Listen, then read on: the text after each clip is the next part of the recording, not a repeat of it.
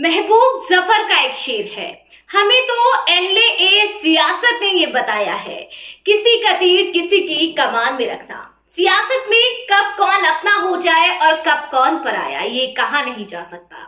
एक वक्त था जब उत्तर प्रदेश में अखिलेश यादव और जयंत चौधरी की जोड़ी बीजेपी को सत्ता से बेदखल करने का दम भरती थी, लेकिन सूत्रों की माने तो जयंत चौधरी और अखिलेश के बीच अब सब कुछ ठीक नहीं चल रहा।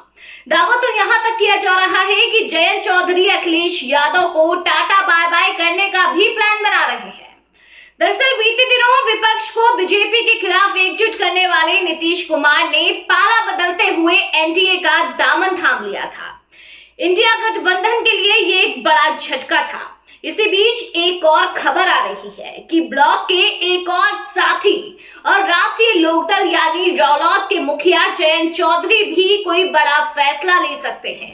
सियासी गलियारों में चर्चा है कि जयंत भी एनडीए कैंप का हिस्सा बन सकते हैं, क्योंकि बीजेपी ने उन्हें यूपी में 4 सीटों पर चुनाव लड़ने का ऑफर दिया है।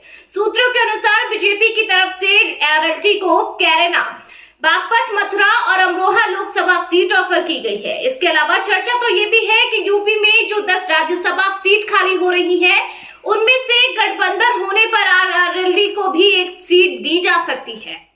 दरअसल बीते दिनों सपा प्रमुख अखिलेश यादव ने सीट शेयरिंग में आरएलडी को 7 लोकसभा सीटें देने का ऐलान तो कर दिया था और कांग्रेस को 11 सीटें देने की भी घोषणा की थी।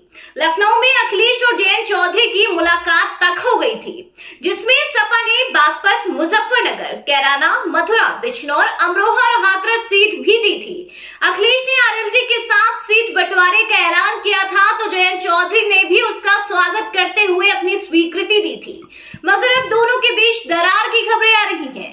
सूत्रों के अनुसार सपा चाहती है कि मुजफ्फरनगर, कैराना और बिजनौर लोकसभा सीटों पर उसके उम्मीदवार आरएलडी के चुनाव चिन्ह पर लड़े, और यही बात दोनों के बीच टेंशन की बड़ी वजह बताई जा रही है। वहीं जयंत चौधरी के एनडीए में शामिल होने की खबरों के बीच शिवपाल यादव और डिंपल यादव दोनों की प्रतिक्रिया भी अब सामने आई है।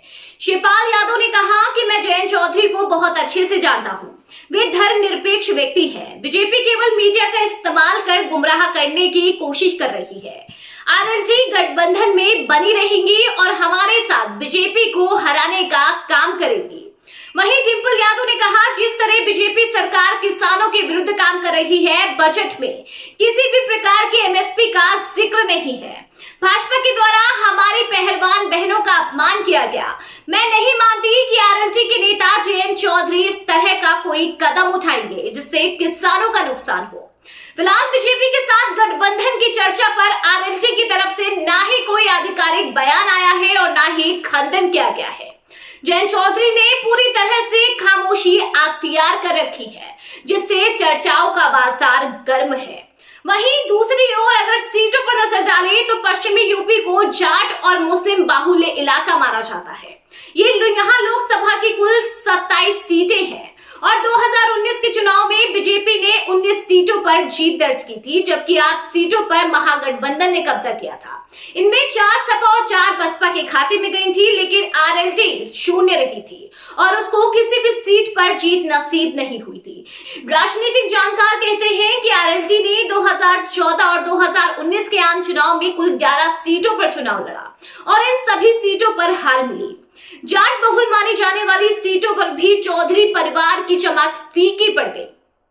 इसका साथ तो मिला ही और 2019 में सपा और बसपा के साथ गठबंधन करके भी देख लिया, लेकिन एक अदद सीट भी नहीं जीत सके। यही वजह है कि जयंत चौधरी 2024 के आम चुनाव से पहले फूके कदम रख रहे हैं।